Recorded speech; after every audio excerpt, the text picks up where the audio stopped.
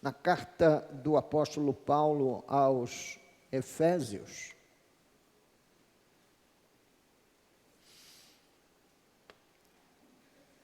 carta do apóstolo Paulo aos Efésios, capítulo 5,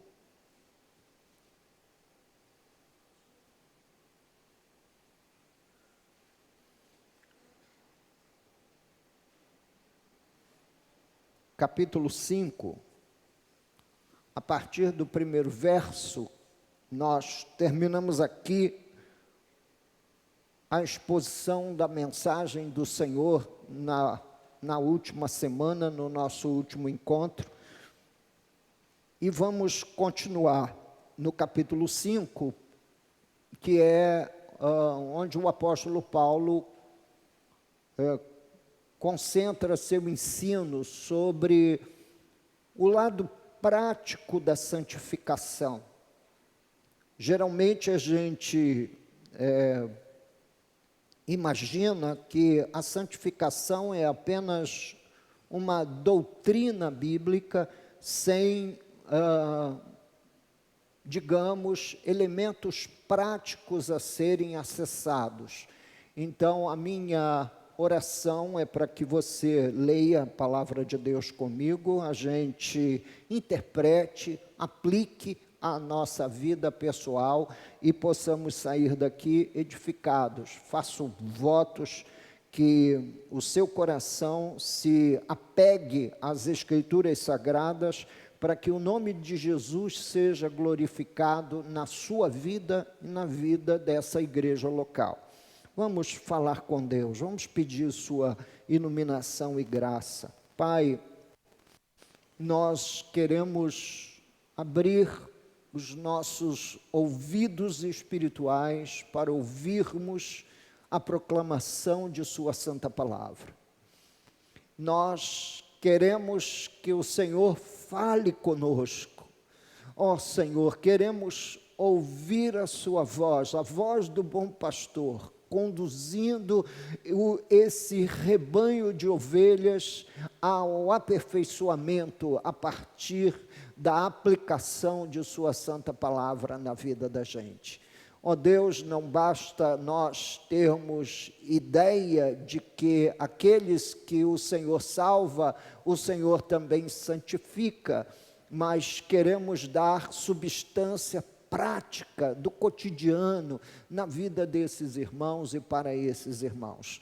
Abençoe a vida deles, o coração deles, que a palavra do Senhor encha, ó Deus, a nossa vida nessa manhã, em nome de Jesus. Se você observar com a Bíblia aberta no capítulo 5, se você observar, Paulo vai falar das questões práticas da santificação a partir do verso 3 até o verso 21. E depois parece que ele muda o assunto quando ele vai lançar os fundamentos da família cristã a partir do verso 22 até o verso 33. Na verdade, eu gostaria que os irmãos percebessem a continuidade da ideia paulina de santificação, olhando para a família como sendo um espectro onde nós somos santificados.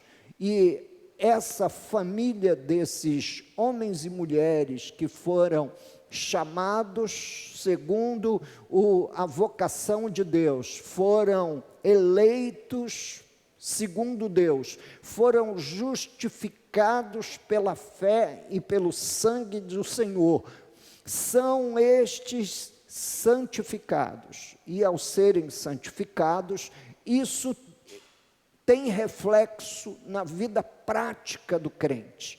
Portanto, eu não fui salvo apenas para fazer parte de uma comunidade, mas a Bíblia diz que Deus concedeu, e ele fala isso no capítulo 4, uns como apóstolos, outros como profetas, e ainda outros como evangelistas, pastores e mestres com vistas ao aperfeiçoamento dos santos. Portanto, os ministérios, a ação do ensino público na igreja, a maestria da palavra de Deus dentro de uma comunidade local, tem o fim de nos santificar, porque nós somos aperfeiçoados pela palavra de Deus, nós somos lavados com a água da palavra de Deus.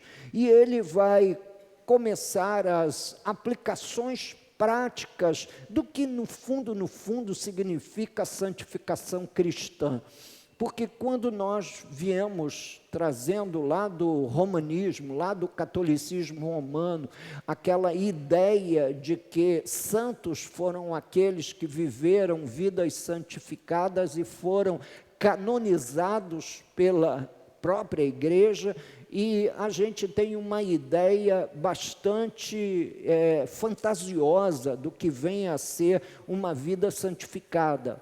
Uma vida santificada, ela nada mais, nada menos significa uma vida vivida separada, fora do conceito do que o mundo tem aceito como uma vida vivida dentro de determinados padrões que o mundo abençoa e que o mundo legitimiza. Mas nós não vivemos segundo os conceitos desse mundo, nós vivemos segundo a palavra de Deus. E ele começa no versículo 1 e 2, dizendo para nós quem é o nosso modelo. Ele diz assim: sede, pois, imitadores de quem? Imitadores de Deus como filhos amados. E nós temos em Jesus esse modelo máximo de vida santificada. Deus se fazendo carne, se fazendo gente, se fazendo homem e habitando entre nós. Portanto, a vida de Jesus deve ser para mim e para você como o grande modelo de vida a ser imitado. Então, nós não andamos aqui a imitar santos canonizados pelo romanismo no passado, nem a oferecer-lhes culto, homenagem ou lembrança. Eles foram cristãos que viveram a sua fé de uma forma verdadeiramente para o inteiro agrado de Deus, e nós louvamos a Deus por todas as pessoas que entendem que vida santa é viver essa vida separada para Deus. Então, nos versos 1 e 2, o apóstolo Paulo fala lá: sede, pois, imitadores de Deus, como filhos amados. Então, a nossa missão como um filho de Deus não é simplesmente digamos, trazer o emblema de que nós somos filhos de Deus, gozar da honra, mas entender que essa expressão nos faz levar em alta conta e seriedade uma vida santa, uma vida vivida para a glória de Deus, que vai terminar lá no capítulo 5, refletindo-se na família. Quer dizer, nós vivemos vida santa, e isso aparece no matrimônio, isso aparece na convivência com os filhos, isso aparece no estilo de vida da família. Portanto, não é só dentro do contexto da igreja, mas dentro do contexto da vida pública e também da vida privada do ponto de vista familiar. Versículo 3, ele começa falando dessa prática da vida santa, e essa prática da vida santa tocando, obviamente, no ponto que mais afetava aquele mundo greco-romano da Ásia Menor, que é onde a igreja de Éfeso estava localizada. A igreja de Éfeso estava localizada numa grande autoestrada que ligava essas cidades da Ásia Menor, que nós encontramos os nomes delas, e onde havia igreja plantada lá no Apocalipse. Então, Éfeso é a primeira igreja que aparece lá, e essas cidades, todas elas, viviam debaixo de uma cultura greco-romana, de uma moral sexual bastante duvidosa. Estas cidades tinham cultos a divindades, aqui nesse caso, explicando mais uma vez. Semana passada eu toquei nesse ponto, hoje eu quero falar mais uma vez.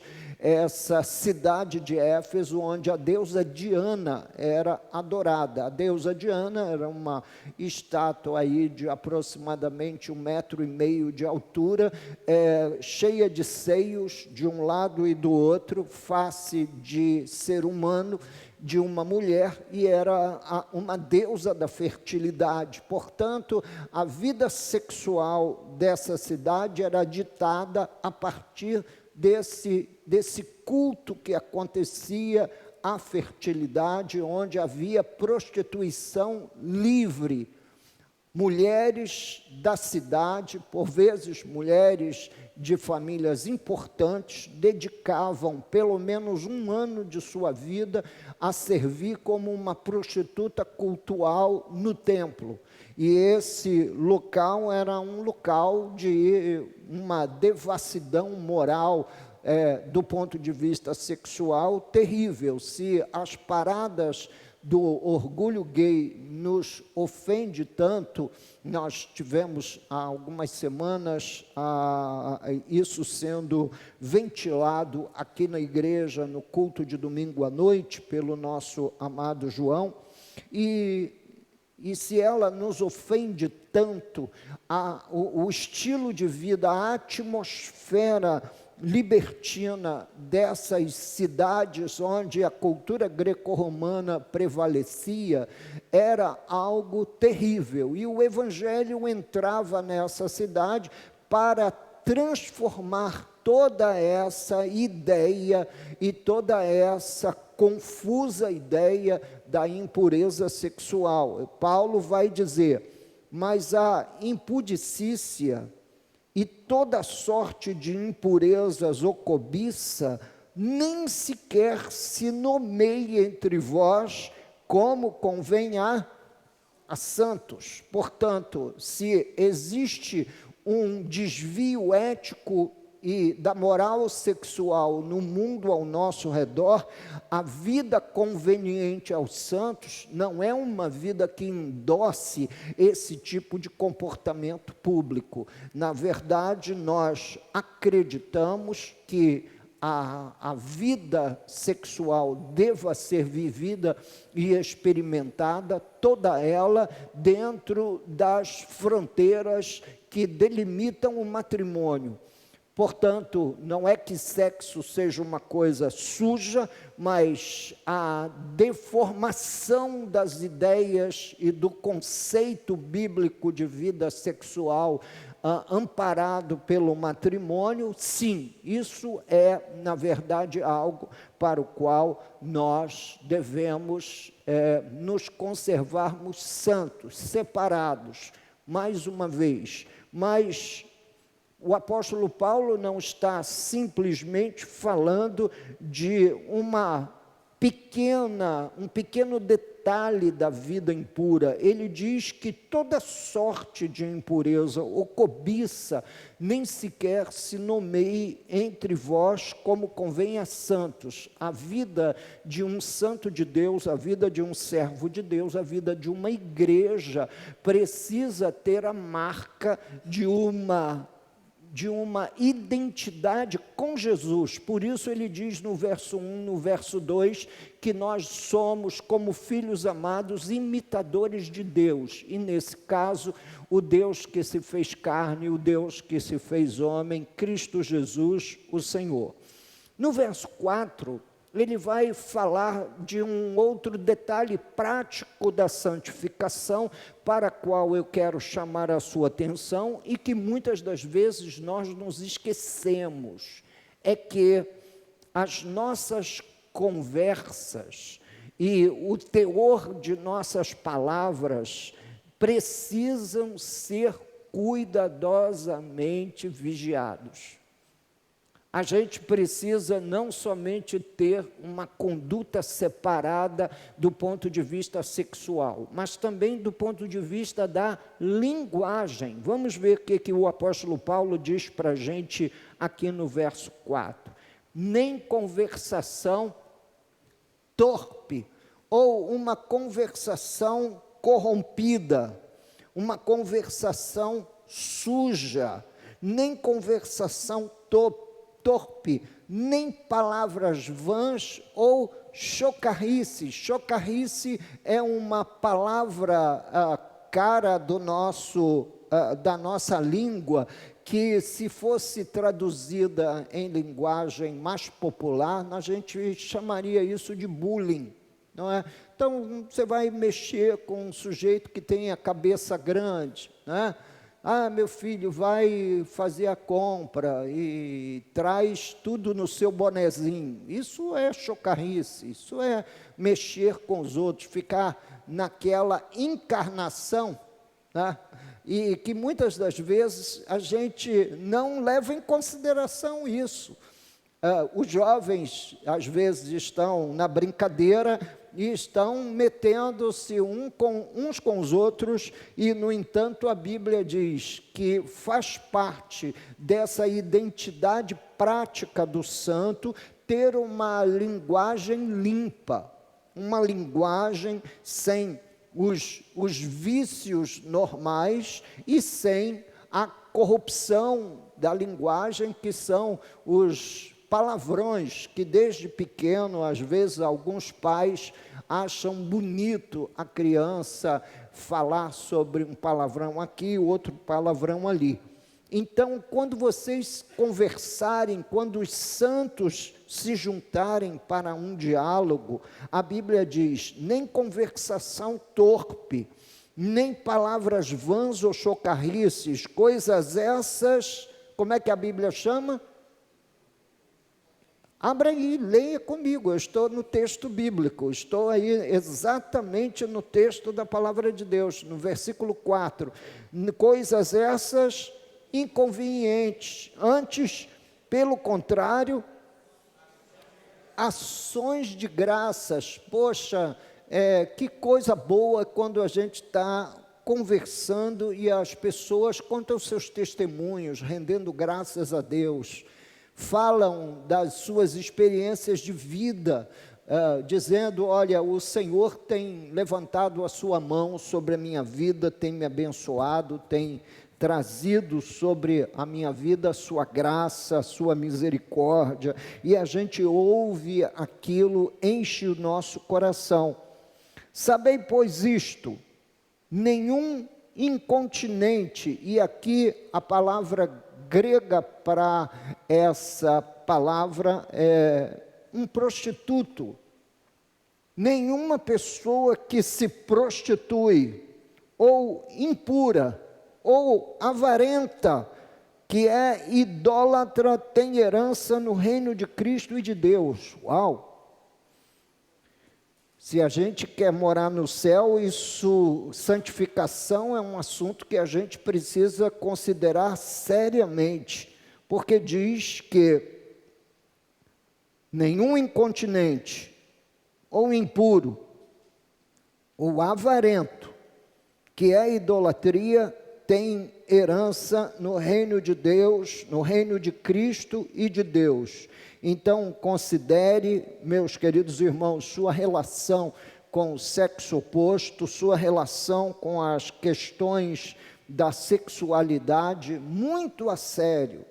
Caso você não leve a sério isso e abra a sua vida para as mais diversas expressões corrompedoras do inferno sobre sexualidade, sobre dinheiro, sobre vida com Deus, sobre a sua linguagem, esses assuntos precisam ser considerados seriamente, porque diz as Escrituras que nenhuma dessas pessoas impuras, avarentas, idólatras, tem herança no reino de Cristo e de Deus. Portanto, é muito importante você entender a questão do culto, é muito importante você entender quem é, na verdade, objeto da sua adoração num culto, quando a gente se reúne na igreja. É muito importante você entender que existem os ídolos do nosso tempo, expressos nessa cultura hedonista, nessa cultura que exalta muitas das vezes a droga e outras vezes exalta outros elementos do mesmo teor, dizendo Paulo que nenhum desses que são incontinentes, que vivem da prostituição, impuros, que entendem sexo de uma forma cultural e não ética e moralmente bíblica, nenhuma dessas pessoas avarentas, que são apegadas demasiadamente ao dinheiro, tem herança no reino de Cristo e de Deus. Todos os gatilhos que nós encontramos do ensino bíblico vai na direção de nos manter longe de todas essas práticas, para que a gente tenha acesso ao reino eterno do Senhor. Versículo 7. Portanto, não sejais participantes com eles. Parece-me que Paulo trata aí de que havia uma pressão coletiva da sociedade de Éfeso, por isso ele usa o pronome eles, com eles, não é? Para pressionar o coração dos irmãos, pressionar a vida dos irmãos. Não, você é um homem, você tem que ter uma vida sexual ativa antes mesmo do seu casamento, porque afinal de contas você é um homem. Deus o fez com esses instintos, Deus o fez com toda essa expressão hormonal para que você, de fato, dê vazão a ela através de uma vida sexualmente distante do ensino do Senhor, fora do casamento. Então, Paulo diz, não sejais participantes com eles.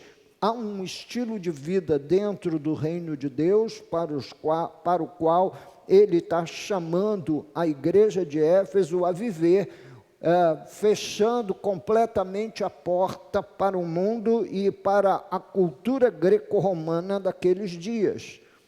Pois, outrora, ele está dizendo que no passado eram trevas, no passado tudo isso fazia parte da sua vida. Eu entendo que no passado nós fizemos coisas terríveis contra Deus e sua palavra. Outrora erais trevas, porém agora sois o quê? Luz no Senhor, andai como filhos da luz. E como é que é o andar como filhos da luz? Conceitualmente, é tendo Jesus como seu modelo de vida, como seu grande modelo para você copiar a vida de Jesus e a prática da vida de Jesus. Contra esse modelo, nós temos toda uma sociedade pressionando as portas da igreja, pressionando os jovens, pressionando também os mais jovens dentro do seu contexto lá social, a aprovar e a abraçar essa agenda LGBTQIA+, para entender que isso é uma ênfase do momento e que nós precisamos ser simpáticos a todo esse tipo de impureza, que a Bíblia ora chama de impureza, ora ela chama esse tipo de gente de incontinente, ora ela aponta para a impudicícia, que é esse corrompimento das virtudes nos dias atuais, e precisamos fechar as portas. cada um vive a vida que quiser, e até mesmo a igreja, nós encontramos pregadores que dizem para as pessoas, eles querem ser populares e dizem, olha, viva aí a vida como você quiser. Não, eu quero dizer para você que se você mira nas mansões celestiais e no reino eterno de Cristo, você não pode viver a vida que quer. Você precisa ter toda a sua vida legitimada pela prática da santificação, a prática de uma vida separada para Deus. Então, no passado, Paulo vai argumentar, você vivia nas trevas, porque você estava em trevas. No passado, você vivia segundo a vontade da carne e do tempo, mas agora não, agora vocês estão vivendo como filhos da luz, vocês foram alcançados pela graça de Deus, vocês nasceram de novo, e como diz lá no Evangelho de João, esse novo nascimento como filho de Deus, você não nasce da vontade da carne, nem da vontade do homem, nem da vontade do sangue, mas você nasce da vontade de Deus. Portanto, você nasce por uma obra do Espírito Santo, chamando você à conversão, chamando você ao novo nascimento. Então, essa vida cristã hoje é diferente, porque o fruto da luz consiste em toda bondade e justiça e verdade. O apóstolo Paulo vai dizer que, como filhos da luz, nós frutificamos como filhos da luz. A nossa vida tem um aval santo, bíblico, contextualizado nos ensinos divinos ao longo das eras, dos séculos e das gerações, provando sempre o que é agradável ao Senhor. Isso é um elemento que ajuda muito a gente a entender o que é uma vida santa na prática. Uma vida santa na prática é uma vida que você pode se gloriar dizendo que a vontade de Deus está acontecendo no seu estilo de vida. Ou seja, você está vivendo uma vida e está vivendo essa vida para agradar a Deus. Então, a grande pergunta que a gente faz é o seguinte: o que eu produzo do ponto de vista ético, o que eu produzo do ponto de vista moral, o que eu produzo quanto às minhas palavras, quanto aos meus sentimentos, quanto à minha compreensão sobre sexualidade, agrada a Deus? Essa deve ser a grande pergunta que a gente precisa fazer. E o apóstolo Paulo vai dizer aqui que, como filhos da luz, nós vivemos uma vida para agradarmos aquele que nos chamou das trevas para o seu reino, o reino do seu amor. Versículo 10, provando sempre o que é agradável ao Senhor. Verso 11, e não sejais cúmplices nas obras infrutíferas das trevas. É mais ou menos assim. Deixa eu tentar conectar isso com questões envolvidas na atualidade. Você tem uma postura realmente santa do ponto de vista da sexualidade e você vai vender cachorro-quente na parada gay. Você vai se beneficiar de todo esse movimento gay, inclusive em alguns países do mundo onde a agenda LGBT tem ganho proporções políticas e legais, como no Canadá e como nos Estados Unidos, tem sido uma pressão enorme. Por exemplo, floristas e doceiros não podem, de modo nenhum, rejeitar fazer decoração ou atender uma encomenda de bolo para um casamento gay. ele está sendo cúmplice das obras das trevas. Então, as questões vão ganhando proporções bem maiores do que nós um dia imaginamos. Esses assuntos vão ganhando expressão dentro da sociedade, caminhando. Exatamente agora, Portugal aprovou lá na Assembleia Legislativa Portuguesa a eutanásia. Imagine um médico sendo obrigado por lei a acompanhar um paciente que quer se suicidar. Esse tipo de agenda está acontecendo no mundo fora da percepção da maior parte das pessoas, e eles acabarão sendo cúmplices das obras infrutíferas das trevas. E não sejais cúmplice. É a mesma coisa, você condena o culto à deusa Diana, não vai vender vela lá ao redor do templo para se beneficiar financeiramente da idolatria. Não podemos ser cúmplices das obras infrutíferas das trevas.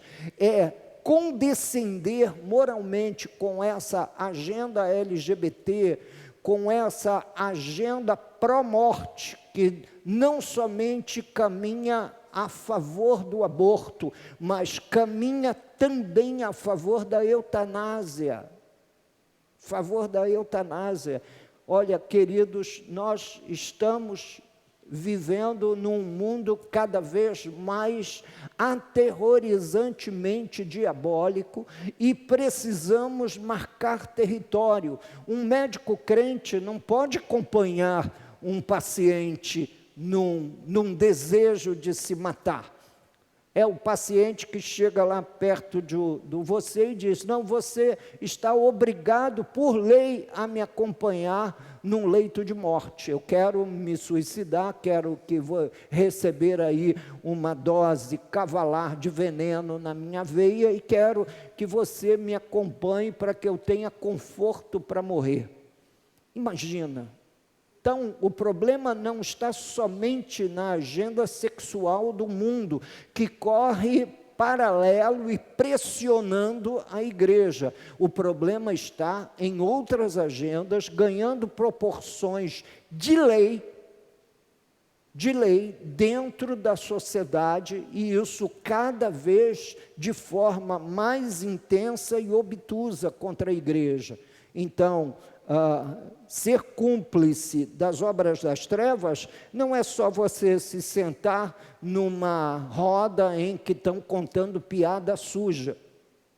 Isso é claramente uma ação de cumplicidade com toda aquela imoralidade vivida ali, mas também está expresso em diferentes detalhes que vão, meus queridos irmãos, exigindo do crente, daqui para frente, cada vez mais uma identificação com os evangelhos, com Cristo como seu modelo, e não com os elementos, digamos, da agenda progressista que vai sendo colocada na goela do crente, goela abaixo, na expectativa de que a gente aprove tudo isso e considere tudo isso normal.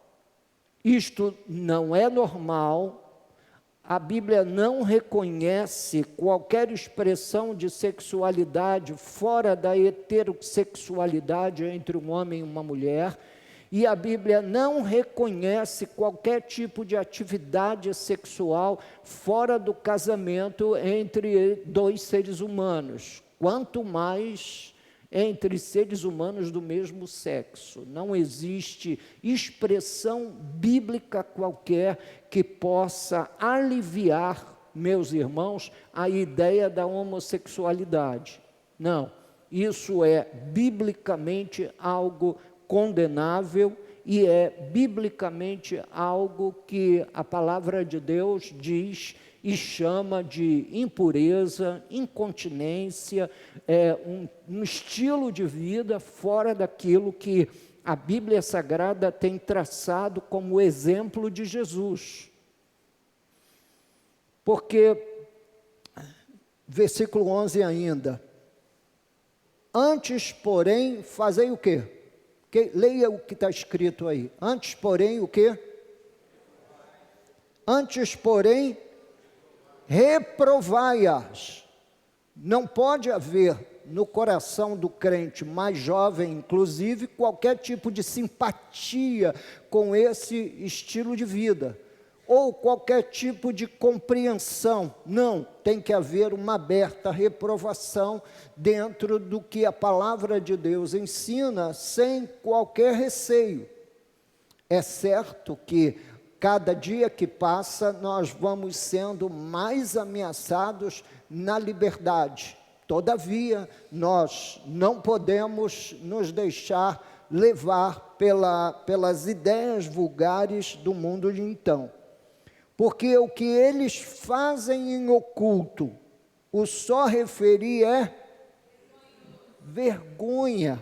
O só referir já é uma vergonha. A gente ter que trazer a discussão pública de uma agenda sexual aprovada no mundo já é por si só uma expressão vergonhosa. Então, o só referir é vergonha. Pastor, mas a Bíblia Sagrada ensina isso, você não está lendo comigo nessa manhã? Essa é a glória da mensagem expositiva. A glória da mensagem expositiva é que nós vamos acompanhando o texto vai se impondo sobre as nossas ideias, o texto vai se impondo sobre os conceitos comuns e vulgares do nosso tempo, e nós vamos abraçando a verdade, acolhendo com mansidão a palavra. Verso 13. Mas todas as coisas, quando reprovadas pela luz, se tornam manifestas, porque tudo o que se manifesta é luz. Portanto, tudo isso que a Bíblia Sagrada de alguma forma reprova, e aqui não está apenas a reprovação da relação homossexual ou homoafetiva, aqui também engloba as relações heterossexuais fora do casamento, aqui a Bíblia chama de prostituição, ou a Bíblia chama de, como é mesmo? A relação sexual entre jovens solteiros, fornicação, a Bíblia Sagrada faz uso dessa palavra, quando também chama a relação sexual fora do casamento como uma relação adúltera, a Bíblia chama de adultério. Portanto, não é o uso e a prática comum da sociedade ou da cultura que é a agenda na qual a igreja se pauta. A igreja se pauta por essas palavras e por esse ensinamento. Pelo que diz: desperta, ó tu que dormes, levanta-te de entre os mortos e Cristo te iluminará. Paulo está mais ou menos dizendo que toda essa gente que vai de alguma forma se tornando coparticipante dessas obras das trevas, se tornando cúmplices dessas obras das trevas, é como se estivesse dormindo um sono mortal. Às vezes, nos bancos da igreja, nós encontramos crentes adormecidos sob esse efeito letárgico da pecaminosidade dos seus dias, dormindo um sono mortal, dizendo consigo mesmo: não, a Bíblia fala isso, mas eu vivo a minha vida conforme eu quiser, eu tenho lá os meus sites pornográficos que eu gosto de visitar, eu tenho lá a minha relação com a minha namorada que eu gosto de ver. Bem, você pode viver, como eu disse, fora do meu conhecimento e aprovação, como você quiser. eu não fico regulando a vida dos membros da igreja, mas quando a gente sobe aqui no púlpito, a gente denuncia essa pecaminosidade toda, como é contemplada nas Escrituras, chamando o povo de Deus a abandonar essas práticas comuns, aprovadas nos dias de hoje, todavia condenada pela palavra de Deus. Portanto, vede prudentemente como andais, não como tolos. A Bíblia vai dizer aqui, a palavra nécio aqui, não não como tolos. Azófos é a palavra grega aqui, não como um tolo. Azófos é exatamente o inverso de sábio. Então você não vive uma vida como se você fosse um homem tolo, uma pessoa tola, que não tem atenção ao que a palavra de Deus diz. Vede prudentemente como andais, não como um tolo, e sim como sábios, remindo o tempo. Essa expressão há 2000 anos atrás, presente nos escritos cristãos. Meu Deus, já há 2000 anos atrás o apóstolo Paulo advertia contra essa influência maligna sobre o tempo do crente.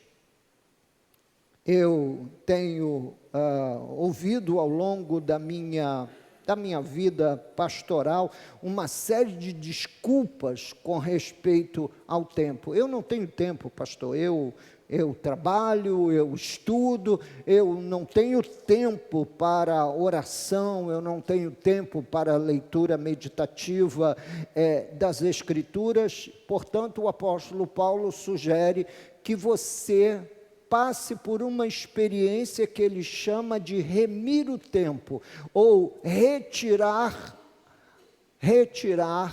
as mãos de uma autoridade que está governando o seu tempo hoje e colocar isso debaixo do poder libertador do sacrifício redentor de Cristo.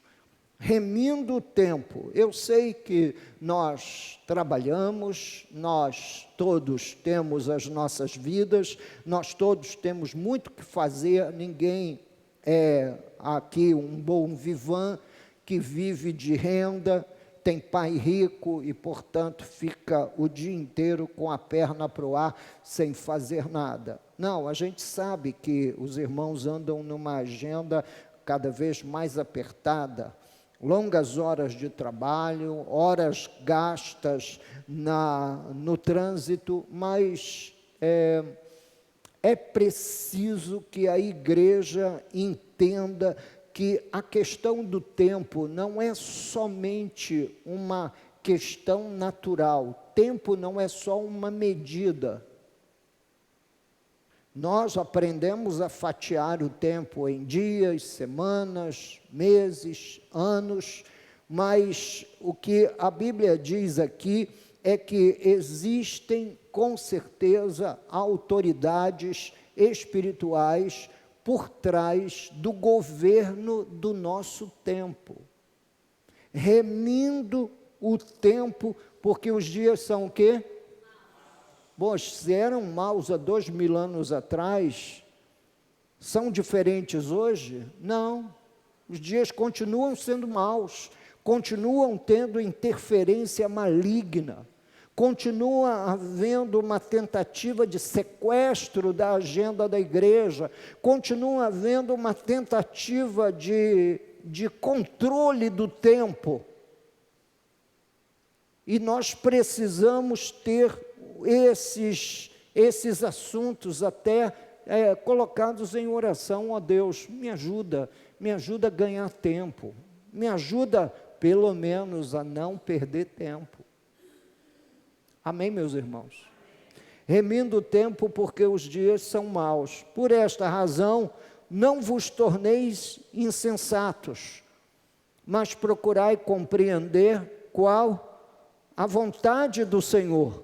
Então, não se entregue à insensatez do momento, Não se entregue às agendas do momento, mas tente fazer uso da sua inteligência para você compreender, na verdade, qual a vontade de Deus para a sua vida. Deus o salvou, Deus o tirou do reino das trevas, o transferiu para o reino do Filho do seu amor e quer que você faça bom uso dessa governança que hoje há sobre a sua vida, a governança de Cristo. E ele vai terminar esse recorte do capítulo 5, aí que vai do verso 3 ao 21, ele vai terminar falando sobre a dinâmica de uma vida cheia do Espírito Santo, porque a gente acaba imaginando assim, bem, eu não consigo lidar com todos os detalhes da agenda ética, moral, eu não consigo lidar com todos os detalhes da questão da linguagem ou de uma vida santificada, porque eu ando meio vazio do Espírito. Bem, a Bíblia vai dizer o seguinte, que você precisa considerar e não embriagar-se com vinho, no qual há dissolução, mas enchei-vos do Espírito. E eu quero que o irmão, por favor, tome atenção ao pronome. Enchei-vos, portanto, existe uma dinâmica prática da vida cristã que nos garante que nós, por ela, seremos cheios do Espírito. Existe uma dinâmica da vida cristã que nos encherá do Espírito. E ele vai nos dizer o que a gente precisa, na verdade, considerar nessa dinâmica para termos essa vida cheia do Espírito. Verso 19. Falando entre vós com salmos, entoando e louvando de coração ao Senhor com hinos e cânticos espirituais. Então, quanto mais você falar sobre os conteúdos bíblicos, e o apóstolo Paulo está falando aqui da poesia judaica, esses salmos que nós temos aqui, que são 150 salmos que foram catalogados e que foram considerados como canônicos, mas Salomão compôs aproximadamente mais de 1000 salmos. Então havia um peso poético na literatura judaica conhecida como salmos, que o apóstolo Paulo diz o seguinte: olha, quando você for falar, fale sobre a mesma inspiração que governaram os escritores bíblicos. Isso deve conduzir nossos diálogos, dentro de casa, fora de casa, entre os amigos, quando os irmãos se juntarem, ao invés de nos entregarmos a uma bobajaria completa, é bom conversar sobre as coisas pertinentes a Deus. É bom que também os crentes, quando estiverem juntos, entoem cânticos de louvor ao Senhor de coração, com hinos e cânticos espirituais, e essa prática é uma prática que governa a dinâmica de uma vida cheia do Espírito Santo.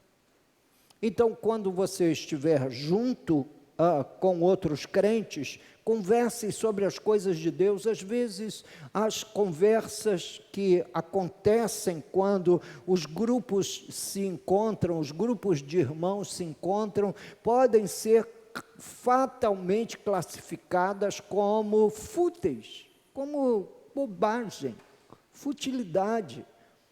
Mas seria muito bom quando vocês conversarem, houvessem perguntas que deixasse o outro incomodado, disse, na sua última leitura bíblica, o que Deus falou com você?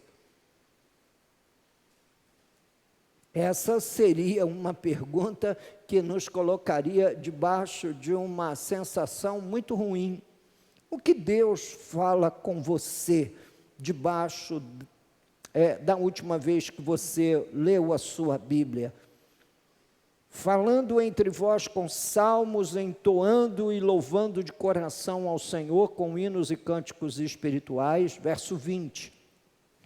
Dando sempre graças por tudo a nosso Deus e Pai, em nome de nosso Senhor Jesus Cristo, sujeitando-vos uns aos outros no temor de Cristo.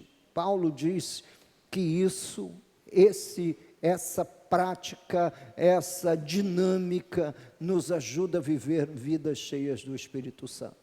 E quando parece que ele coloca aqui um ponto final, ele prossegue falando sobre as questões familiares, que é onde, na verdade, eu vos digo que é ali que a nossa santificação é confirmada. É no convívio da família, é quando as portas se fecham, ninguém está vendo como você está vivendo a vida familiar, como você está vivendo o seu casamento, como você está vivendo no contexto da família. E o que eu quero chamar a atenção dos irmãos é que os versos 22 a 33, onde Paulo vai tocar nada mais, nada menos do que a linha de autoridade bíblica que deve governar uma família. A autoridade bíblica que deve governar a sua família.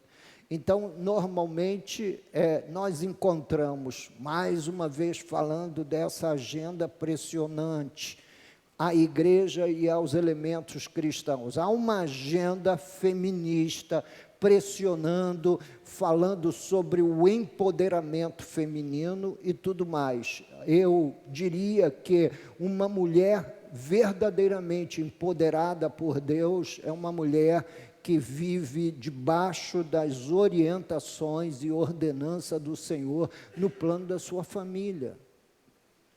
Então, não é uma ideia a ser desconsiderada pela igreja hoje, faz parte da continuidade da vida santa vivida na prática, a vida familiar. Vamos ler e vamos entender o que o apóstolo Paulo quer dizer com isso. Verso 22. Ele, no verso 21, sugere que na igreja uns devem se sujeitar aos outros.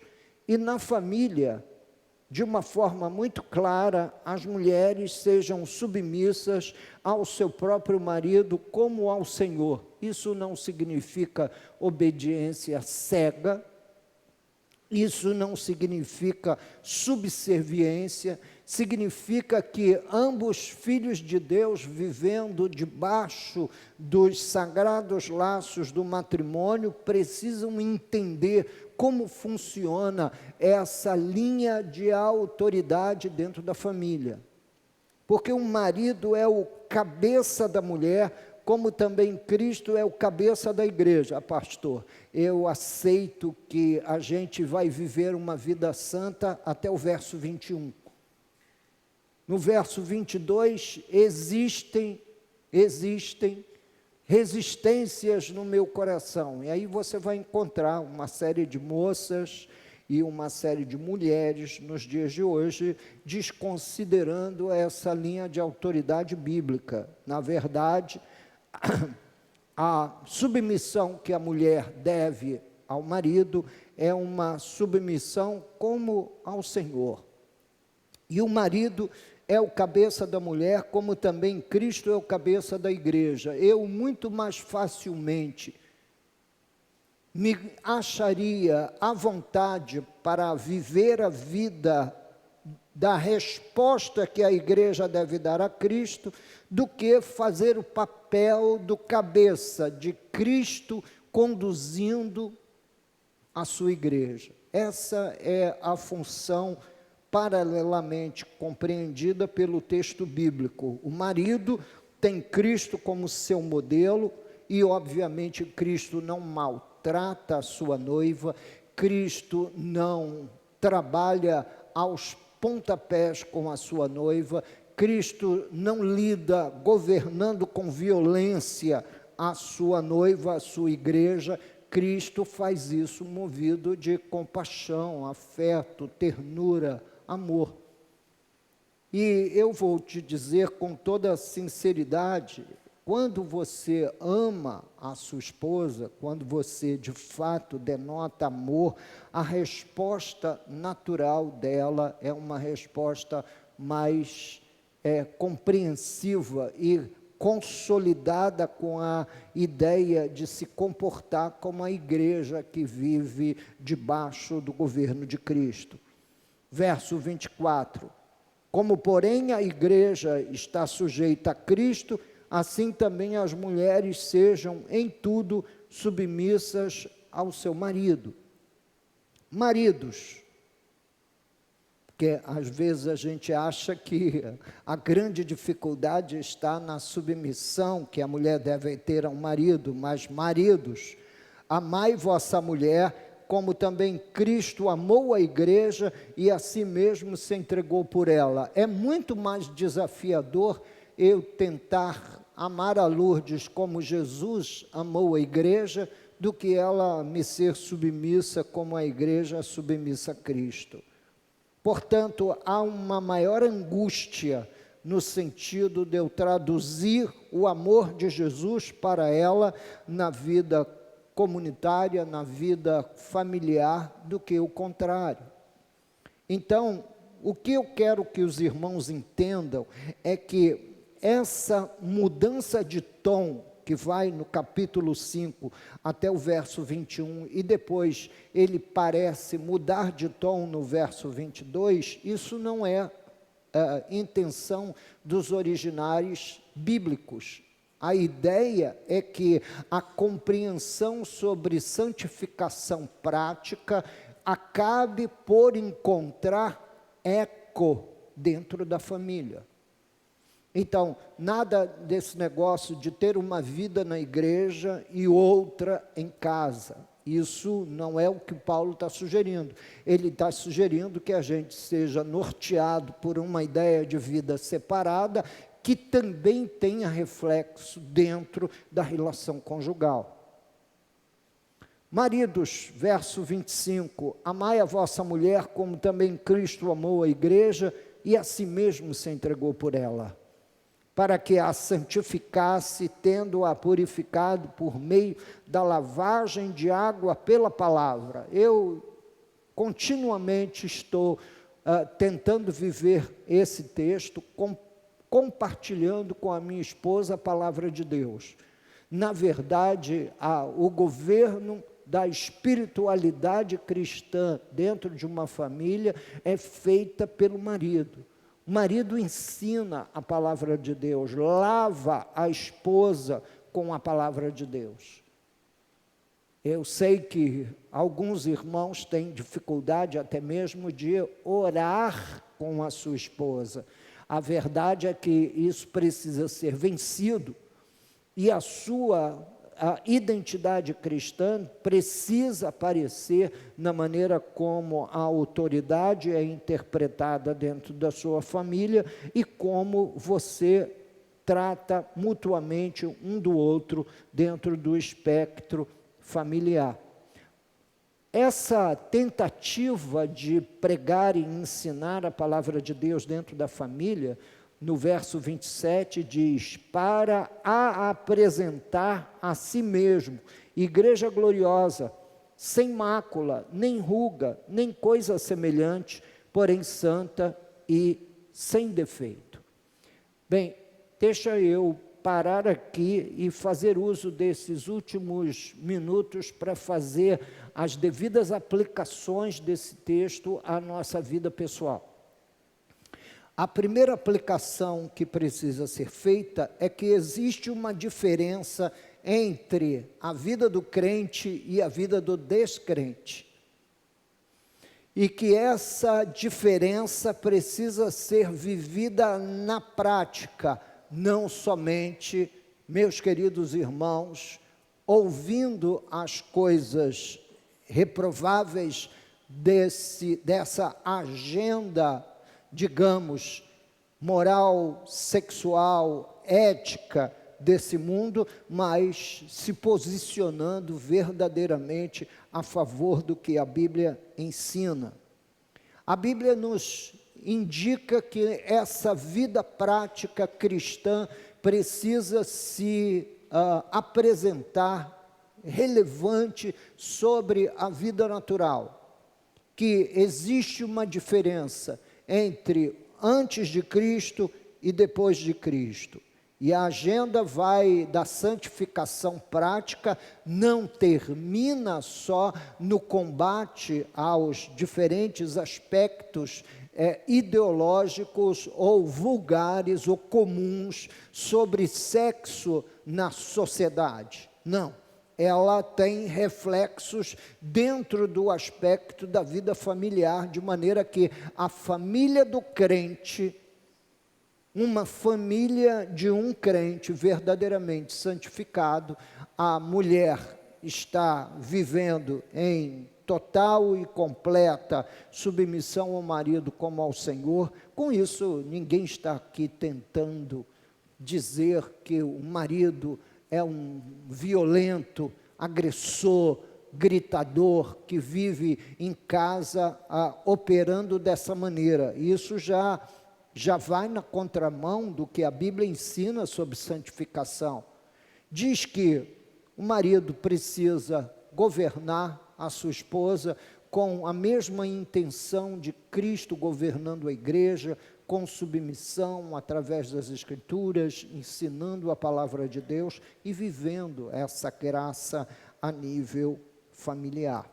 Assim, meus irmãos, nós nos encontramos como igreja nesse capítulo 5 de Efésios, onde igreja é um conglomerado de gente imperfeita, que foi salva por Cristo, que foi reunida numa comunidade para serem aperfeiçoados mutuamente, através dos encontros, dos diálogos, através da vida. Essa vida merece ser contemplada por uma dinâmica que favoreça uma vida cheia do Espírito. Portanto, falando entre nós, fazendo uso das Escrituras, fazendo uso da palavra de Deus, conversando para edificação mútua e não para brincadeiras das mais variadas, inclusive chocarrices e bullying que a gente entende biblicamente que não pode ser sustentado pelo que o ensino da palavra de Deus se refere. Amém? Bem, ao dizer amém, vocês não estão dizendo amém ao que eu acabei de expor aos irmãos, estão acabando de dizer amém ao ensino das Escrituras. E a Bíblia vai dizer, lá fechando apenas com a leitura, os 3 últimos versículos, verso 31 ao 33, eis porque deixará o homem a seu pai e a sua mãe, e se unirá à sua mulher, e se tornarão os dois uma só carne. Grande é este mistério, mas eu me refiro a Cristo e a igreja. Não obstante, vós, cada um de per si, também ame a própria esposa como a si mesmo, e a esposa respeite o marido. Paulo